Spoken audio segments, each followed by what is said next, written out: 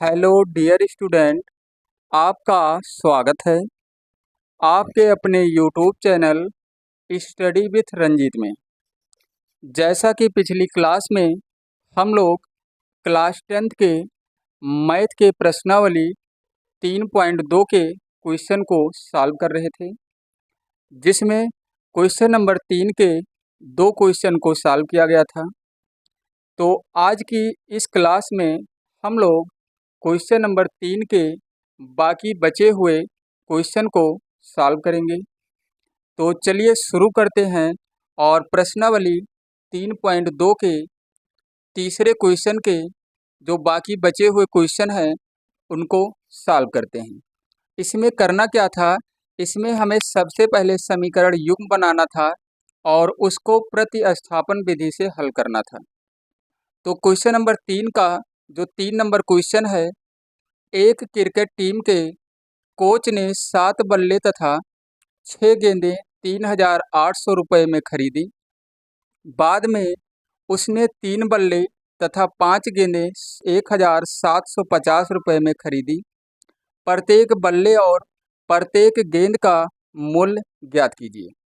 तो यहाँ पर हम तीसरे यानी क्वेश्चन नंबर 3 का जो तीसरा क्वेश्चन है, इसमें हम क्या करेंगे, इसमें हम मान लेंगे, माना एक बल्ले का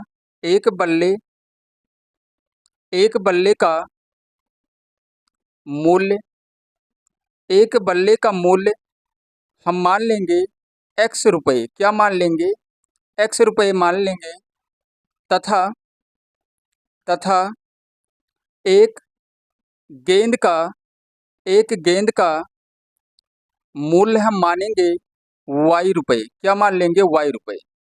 उसके बाद हम लिखेंगे यहाँ पर प्रश्नानुसार। क्या लिखेंगे? प्रश्नानुसार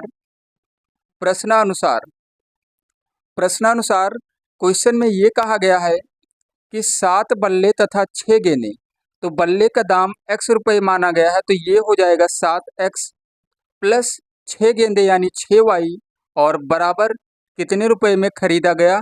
3,800 रुपये में। तो हम यहाँ पर लिखेंगे बराबर में 3,800, और ये हमारा हो जाएगा समीकरण 1। उसके बाद कहा गया कि बाद में उसने 3 बल्ले यानी हो जाएगा यहाँ पर 3x तथा 6 गेंदें, तो यहाँ पर लिखेंगे 6y, 5 गेंदें, क्या है यहाँ पर? 5 गेंदें, तो यहाँ पर हम लिखेंगे 5y, और बराबर में कितने रुपए में खरीदा गया? तो 1,750 रुपये में। तो हम यहाँ पर लिखेंगे 1,750 रुपये, यानी बराबर ये हो जाएगा 1,750। समीकरण ये बन जाएगा 2। उसके बाद हम लिखेंगे समीकरण 1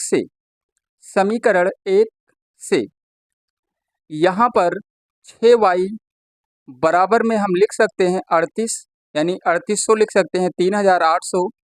7x को जब इधर लेकर आएंगे तो ये माइनस में हो जाएगा 7x, तो y बराबर में हो जाएगा 3,800 माइनस में हो जाएगा 3,800 माइनस 7x, और बटे में हो जाएगा 6। ये हमारा बन जाएगा समीकरण 3। ये समीकरण 3 हो जाएगा। अब हम लिखेंगे समीकरण 3 से y का मान समीकरण 2 में प्रतिस्थापित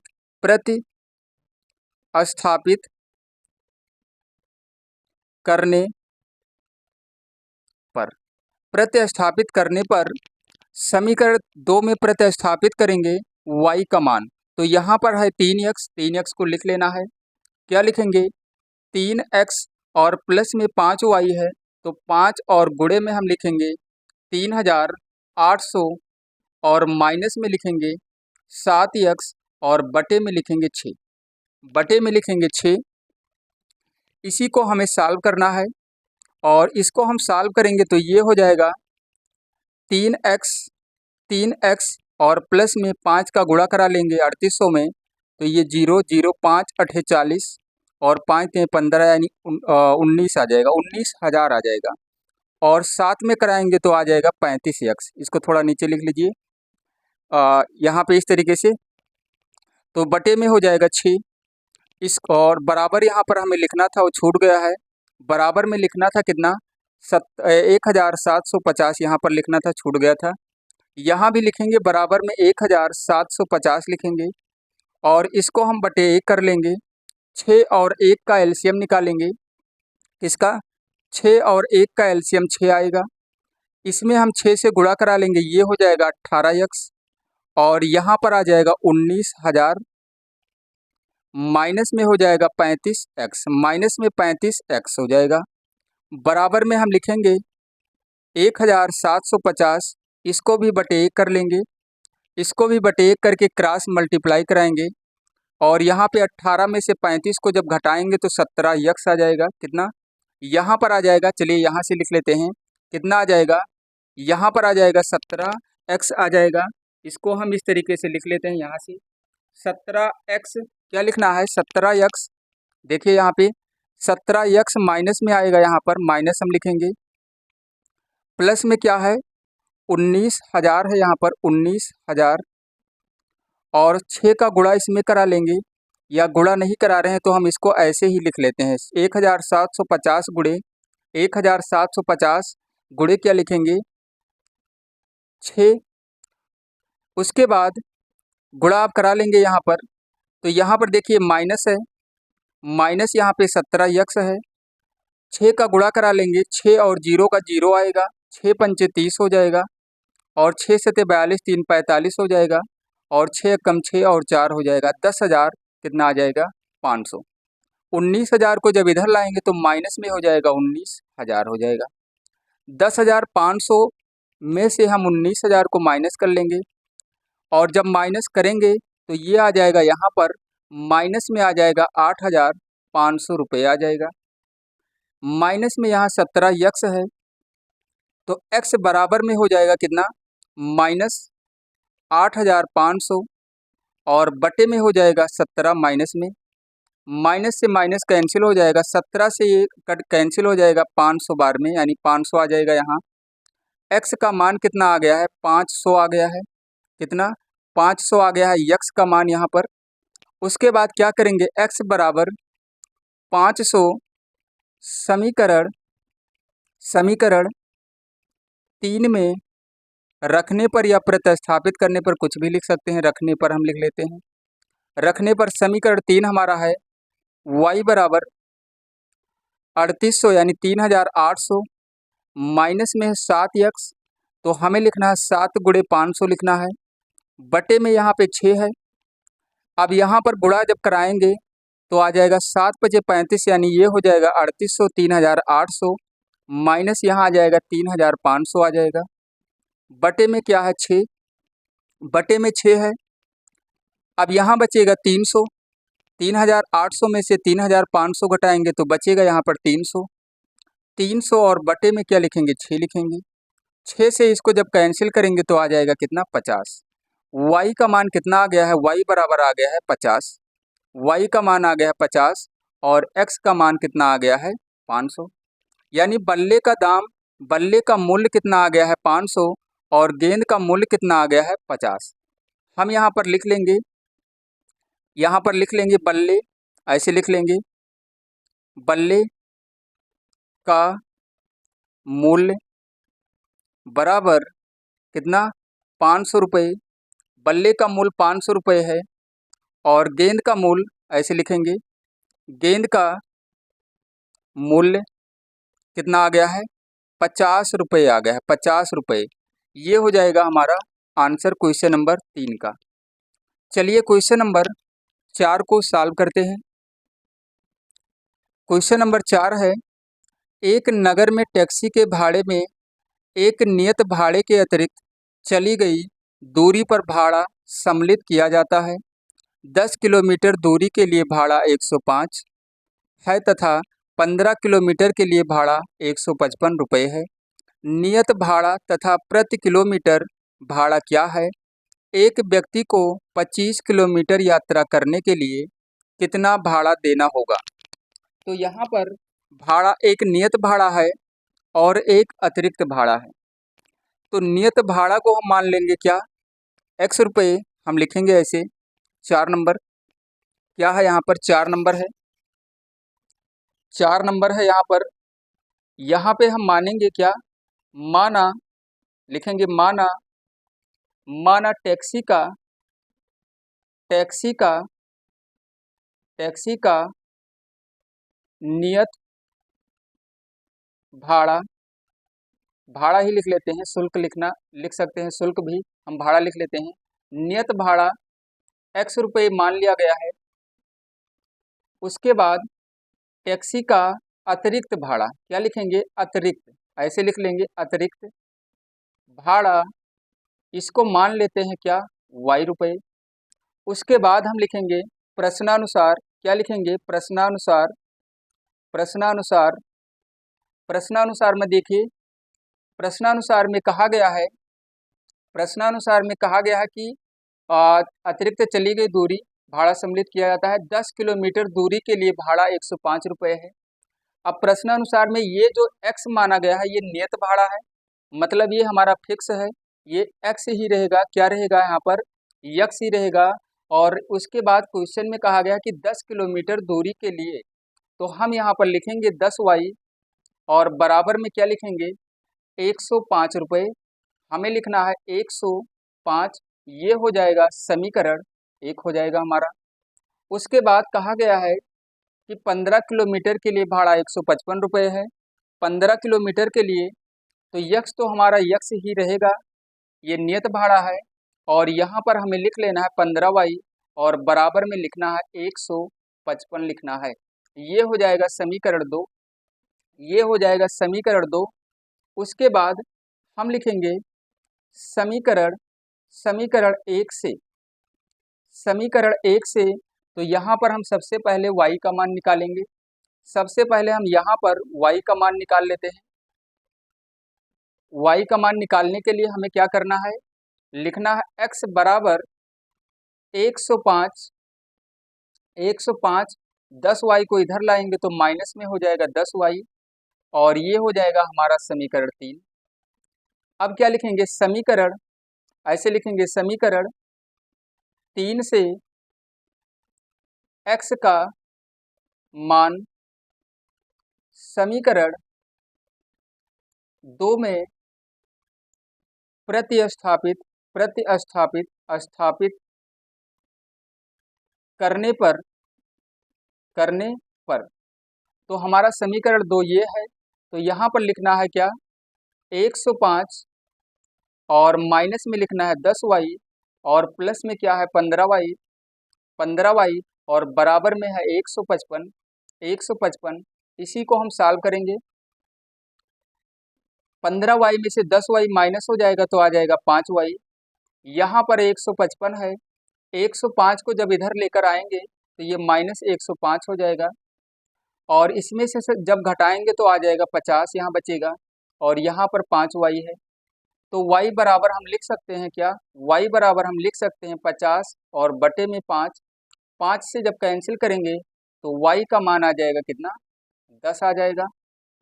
अब हम क्या करेंगे, हम लिखेंगे y बराबर 10, समीकरण, समीकरण 3 में, 3 में रखने पर, रखने पर, समीकरण 3 में जब रखेंगे y का मान, तो यहाँ पर x बराबर में है 105, माइनस में 10y है तो 10 गुणे हमें 10 लिखना है, 10 गुणे क्या लिखना है, 10 गुणे हमें यहाँ पर लिखना है 10, तो यहाँ पर हो जाएगा x बराबर 105 और माइनस यहाँ 100 हो जाएगा, तो x का मान आ जाएगा 5 रुपये, यानी x का मान नियत भाड़ा हमारा कितना आ जाएगा 5 रुपये और अतिरिक्त भाड़ा कितना आ जाएगा 10 रुपये। तो हम यहाँ पर लिखेंगे नियत भाड़ा, अतः नियत भाड़ा, नियत भाड़ा कितना है 5 रुपये और अतिरिक्त भाड़ा, अतिरिक्त, अतिरिक्त भाड़ा बराबर लिखेंगे 10 रुपये। ये हो जाएगा हमारा क्वेश्चन नंबर 4 का आंसर। देख लीजिए एक बार, क्वेश्चन नंबर 4 का आंसर हो जाएगा ये। तो चौथा क्वेश्चन भी सॉल्व हो गया, तीसरा और चौथा।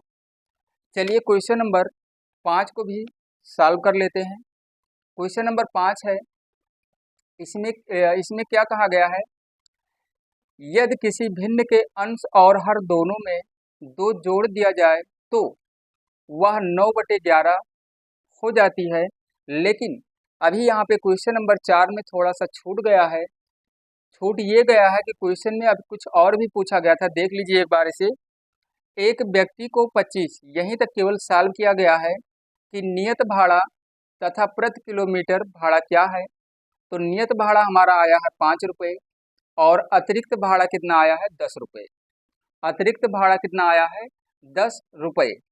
तो अगर हमें क्या करना था, इसमें ये छूट गया था कि एक व्यक्ति को 25 किलोमीटर यात्रा करने के लिए कितना भाड़ा देना पड़ेगा। तो हम यहाँ पर लिखेंगे, ऐसे लिख लेंगे, 25 किलोमीटर के लिए भाड़ा बराबर, ये तो हमारा यक्स, ये नियत भाड़ा था, ये फिक्स है। और यहाँ पर लिखना है 25, वाई लिखना है। एक्स का मान कितना आया था 5 और 25 और वाई का मान कितना आया है 10। तो यहाँ पर हो जाएगा 5 और 25 और 10 का गुणा 200 कितना आ जाएगा 50। दोनों को जोड़ लेंगे तो कितना हो जाएगा, दोनों को जोड़ेंगे, जब दोनों को जोड़ेंगे तो यहाँ पर आ जाएगा 255 रुपये। ये होगा हमारा आंसर, फाइनल आंसर ये होगा। ये छूट गया था तो इसको देख लीजिए। उसके बाद हम क्वेश्चन नंबर 5 को सॉल्व करते हैं। चौथे क्वेश्चन में ये छूट गया था, केवल यहीं तक सॉल्व किया गया था, तो इसको देख लीजिए। थोड़ा सा ये छूट गया था कि 25 किलोमीटर यात्रा करने के लिए कितना भाड़ा देना होगा, तो उसको भी सॉल्व कर दिया गया है। उसके बाद इसको देख लीजिए, आंसर इसका ये आ जाएगा 255 रुपये। अब चलिए क्वेश्चन नंबर 5 को सॉल्व करते हैं। क्वेश्चन नंबर 5 जो है, इसमें ये कहा गया है कि यदि किसी भिन्न के अंश और हर दोनों में 2 जोड़ दिया जाए तो वह 9/11 हो जाती है। यदि अंश और हर दोनों में 3 जोड़ दिया जाए तो वह 5/6 हो जाती है, वह भिन्न ज्ञात कीजिए। तो यहाँ पर हम मान लेंगे 5 नंबर, यहाँ पर हम मानेंगे 5 नंबर, माना भिन्न का अंश को हम मान लेंगे क्या है, अंश को यक्स मान लेते हैं और हर को मान लेते हैं, हर क्या है हमारा वाई है। तो भिन्न हमारी क्या हो जाएगी, भिन्न जो हमारी हो जाएगी x/y ही तो होगी, ये हमारी भिन्न हो गई। अब यहाँ पर करना क्या है, यहाँ पर हमें x और y का मान निकाल लेना है और x और y का मान निकाल के यहाँ रख देना, वही हमारी भिन्न हो जाएगी। लेकिन निकालेंगे कैसे, चलिए निकालते हैं। लिखेंगे यहाँ पर प्रश्नानुसार कहा गया है कि भिन्न में, मतलब भिन्न के अंश और हर दोनों में 2 जोड़ दिया जाए, तो ये हमारी भिन्न है x/y, इसमें भी 2 जोड़ दिया जाए और इसमें भी 2 जोड़ दिया जाए, तब ये कितनी हो जाएगी 9/11 हो जाएगी। तो बराबर हम लिखेंगे 9/11, क्रॉस मल्टीप्लाई कराएंगे तो 11x हो जाएगा, 11 दूना हो जाएगा 22, 9 का गुणा इसमें हो जाएगा तो बराबर में 9y और 9 दूनी हो जाएगा 18। पक्षांतर करेंगे तो 11x और माइनस में 9y आ जाएगा यहाँ पर, और 18 में से 22 को माइनस करेंगे तो ये हो जाएगा 11x माइनस 9y और बराबर में -4 यहाँ आ जाएगा। समीकरण 1 अब हमारा बना। उसके बाद तथा फिर कहा गया है यदि अंश और हर दोनों में 3 जोड़ दिया जाए, यदि अंश और हर ये हमारी भिन्न है, इसमें दोनों में 3 जोड़ना है तो कितना हो जाएगा 5/6 हो जाती है। तो यहाँ पर हमें लिखना है 5/6 लिखना है, देख लीजिए इसको 5/6 लिखना है। क्रॉस मल्टीप्लाई कराएंगे 6x आ जाएगा और यहाँ पर 18 आ जाएगा, बराबर यहाँ पे आ जाएगा 5y और 5 यहाँ पर आ जाएगा 15। 6x माइनस हो जाएगा 5y और 15 में से 18 को माइनस कर लेंगे तो आ जाएगा 6x माइनस में 5y और बराबर में -3 आ जाएगा। समीकरण हमारा 2 बन गया। समीकरण क्या बन गया? 2 बन गया। अब हम लिखेंगे, अब इसी को सॉल्व करना है। लिखेंगे समीकरण 1 से, समीकरण 1 से, तो समीकरण 1 हमारा क्या है? 11x - 9y। तो यहाँ पे 11x को इधर ही रखते हैं, यहाँ -4 है और 9y इधर आएगा तो प्लस हो जाएगा 9y। तो इसको हम ऐसे भी लिख सकते हैं, 11x बराबर 9y - 4 भी लिख सकते हैं। तो x बराबर हो जाएगा 9y - 4 और बटे में 11। ये समीकरण बन जाएगा 3। समीकरण ये बन जाएगा 3। उसके बाद हम लिखेंगे समीकरण, ऐसे लिखेंगे समीकरण 3 से x का मान समीकरण 2 में, समीकरण 2 में प्रतिस्थापित करने पर तो x का मान समीकरण 2 में प्रतिस्थापित करना है तो 6 गुणे हो जाएगा 9y। यहाँ पे लिखेंगे, चलिए यहाँ से लिखते हैं, यहाँ से लिखते हैं। अब लिखेंगे 6x नहीं लिखना है, यहाँ x का मान 6 गुणे हमें लिखना है। 6 गुणे क्या लिखना है? देखिए इसको, 9y - 4 बटे 11 यहाँ पर लिखना है, 9y - 4 और बटे में 11। उसके बाद यहाँ पर है -5 बराबर -3, -5y और बराबर में क्या है? -3। इसी को सॉल्व करना है। तो 6 9y हो जाएगा 54 और 6 चौके हो जाएगा 24, यहाँ y लिखना है, यहाँ 24 आ जाएगा बटे में 11, -5 बटे 5y को बटे 1 कर लो और बराबर में -3 कर लो।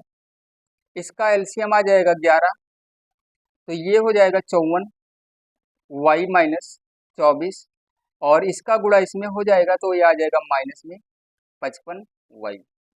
बराबर में है -3, इसको भी बटे 1 कर लो, क्रॉस मल्टीप्लाई करा लो, 54 में से 55 माइनस हो जाएगा तो माइनस में आ जाएगा y, माइनस में यहाँ 24 है। उसके बाद इसका और इसका गुणा हो गया तो माइनस में आ गया 33, -y बराबर -33 है यहाँ पर, 24 इधर आएगा प्लस हो जाएगा 24। तो -y बराबर यहाँ पर आ जाएगा 6 और 3 माइनस में 9 आ जाएगा, माइनस में कितना आ जाएगा? माइनस में 9 आ जाएगा और माइनस से माइनस कैंसिल हो गया और जब कैंसिल हो गया तो y का मान कितना आ गया? 9 आ गया। y का मान कितना आ गया? 9 आ गया। अब हम क्या करेंगे? लिखेंगे y बराबर 9 समीकरण 3 में रखने पर समीकरण 3 हमारा यहाँ पर है ये, तो लिखेंगे x बराबर 9 गुणे 9 लिखेंगे, यहाँ -4 लिखेंगे, बटे में 11 लिखेंगे। अब यहाँ पर 81 आ जाएगा, 81 में से 4 माइनस होगा और बटे में 11 हो जाएगा। उसके बाद यहाँ पर आ जाएगा 77 और बटे में 11, 11 से इसको कैंसिल कर दिया गया 7 बार में, यानी x का मान कितना आ गया? 7 आ गया। ये x का मान है और ये y का मान है। तो भिन्न को क्या माना गया था? भिन्न हमारी क्या थी? x बटे y। तो x का मान आया है 7 और y का मान आया है 9। कितना आया है? y का मान कितना आ गया है? 9। तो ये 9 लिख लेना, ये 9 होगा। 7 बटे क्या हो जाएगा? 9 और यही हो जाएगा हमारा इस क्वेश्चन का आंसर। तो भिन्न को ज्ञात कर लिया गया है और वह भिन्न कितनी आ गई है? 7 बटे 9 आ गया है। बस यही हमें ज्ञात करना था इस क्वेश्चन में, 7 बटे 9। कितना? 7 बटे 9। चलिए एक क्वेश्चन इसमें और बचा हुआ है, उसको भी सॉल्व कर लेते हैं। क्वेश्चन नंबर क्या है? क्वेश्चन नंबर 6 और इस प्रश्नावली का ये अंतिम क्वेश्चन होगा, क्वेश्चन नंबर 6। तो क्वेश्चन नंबर 6 को चलिए सॉल्व करते हैं। क्वेश्चन नंबर 6 है, इसमें कहा गया है 5 वर्ष बाद जैकब की आयु उसके पुत्र की आयु से 3 गुनी हो जाएगी। 5 वर्ष पूर्व जैकब की आयु उसके पुत्र की आयु की 7 गुनी थी। उनकी वर्तमान आयु क्या है? तो यहाँ पर मानेंगे, यहाँ पर हम मान लेंगे। कैसे मानेंगे? यहाँ पर हम मानेंगे, माना जैकब के पुत्र की वर्तमान आयु, ऐसे लिखेंगे 6 नंबर जो है, माना जैकब, क्या लिखना है? जैकब के पुत्र की वर्तमान आयु, इसको मानेंगे हम यक्स वर्ष मान लेंगे, यक्स वर्ष। और जैकब की आयु, जैकब की आयु, जैकब की आयु को हम मान लेंगे क्या? वाई वर्ष मान लेंगे। तथा यहाँ लिख लेते हैं, तथा जैकब की आयु क्या है? वाई वर्ष। जैकब की आयु को मान लिया गया है वाई वर्ष, और उसके पुत्र की आयु को मान लिया गया है क्या? यक्स वर्ष। अब हम लिखेंगे प्रश्नानुसार। अब हम क्या लिखेंगे? प्रश्नानुसार, ऐसे लिखना है प्रश्नानुसार। प्रश्नानुसार का मतलब ये हुआ, क्वेश्चन में जो कहा गया, यहाँ पे जैकब की वर्तमान आयु लिखना है, यहाँ लिख लीजिएगा जैकब की वर्तमान आयु, क्योंकि हम वर्तमान आयु को ही मानेंगे। जैसे यहाँ माना गया तो यहाँ छूट गया है, यहाँ लिख लेना जैकब की वर्तमान आयु लिख लेना। अब हम लिखेंगे प्रश्नानुसार। उसके बाद देखिए, उसके बाद यहाँ पे क्या कहा गया है कि जैकब की आयु उस मतलब 5 वर्ष बाद जैकब की आयु उसके पुत्र की आयु से 3 गुनी हो जाएगी। 5 वर्ष बाद की बात हो रही है, वर्तमान नहीं। वर्तमान को तो माना ही गया है, वर्तमान आयु को माना गया है। कितना? वर्तमान आयु को माना गया है यहाँ पे। तो यहाँ पर हम लिख सकते हैं क्या? मान लो ये जैकब की आयु है वाई वर्ष, और बराबर में उसके पुत्र की आयु को रख लो ऐसे। ये जैकब की आयु है और ये उसके पुत्र की आयु है। 5 वर्ष के बाद, यानी 5 वर्ष दोनों की उम्र में जुड़ेगा, यहाँ जुड़ जाएगा। 5 वर्ष बाद दोनों की उम्र 5 वर्ष और ज्यादा तो हो जाएगी। इसका मतलब दोनों की वर्तमान उम्र में हमें 5 को जोड़ देना है। लेकिन कुछ और भी कहा गया यहाँ, उसके पुत्र की आयु से 3 गुनी हो जाएगी। उसके पुत्र की आयु से 3 गुनी हो जाएगी, तो 3 गुना हमें इसमें कर देना है उसके पुत्र की आयु में। तो ये हो जाएगा y प्लस 5, और यहाँ पर आ जाएगा 3x, और ये हो जाएगा 15। कितना हो जाएगा? 15 हो जाएगा। 5 को पक्षांतर करेंगे तो 15 में से 5 माइनस हो जाएगा तो बचेगा 10। 3 को जब इधर लाएंगे तो माइनस में हो जाएगा 3x, और प्लस में हो जाएगा y। तो ये हो गया हमारा समीकरण 1 होगा। एक समीकरण ये क्या हो जाएगा? 1 समीकरण 1 हो जाएगा ये। और तथा अब हम लिखेंगे, तथा दोबारा हम y को बराबर कर लेते हैं, किसको? x के बराबर कर लेते हैं। ये जैकब की आयु है, ये उसके पुत्र की आयु है। आगे क्या कहा गया है देखिए, 5 वर्ष पूर्व, तो पूर्व की बात हो रहा है, मतलब 5 वर्ष दोनों की वर्तमान उम्र में कम होगा, इस तरीके से। आगे देखिए, पुत्र की आयु की 7 गुनी हो जाएगी। जैकब की आयु पुत्र की आयु की 7 गुनी हो जाएगी, तो 7 गुना इसके पुत्र की आयु में करना है। y माइनस क्या लिखेंगे? 5, बराबर में लिखेंगे 7x, माइनस में लिखेंगे 35। गुणा ही तो कराएंगे 7 का दोनों में। अब हम क्या करेंगे? -5 को इधर लाएंगे तो ये +5 हो जाएगा, और -35 में प्लस हो जाएगा 5, तो ये हो जाएगा माइनस में 30। 7 को जब इधर लाएंगे तो माइनस में हो जाएगा 7x, और प्लस में हो जाएगा y, और ये हो जाएगा हमारा समीकरण 2। हम लिखेंगे यहाँ पर समीकरण 1 से y बराबर हो जाएगा, 3x को इधर लाएंगे तो ये हो जाएगा 10, ये प्लस 3x हो जाएगा। ये बन गया समीकरण हमारा 3।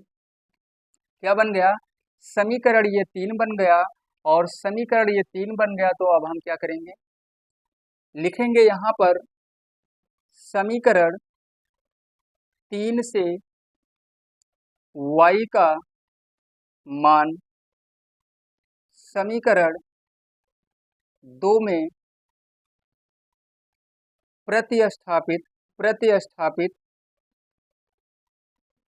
करने पर समीकरण 2 कहाँ है हमारा, ये है। तो यह y का मान रखना है, तो यहाँ पर हमें समीकरण 2 ये है, तो हमें लिखना है माइनस में 7x लिखना है, प्लस y लिखना था।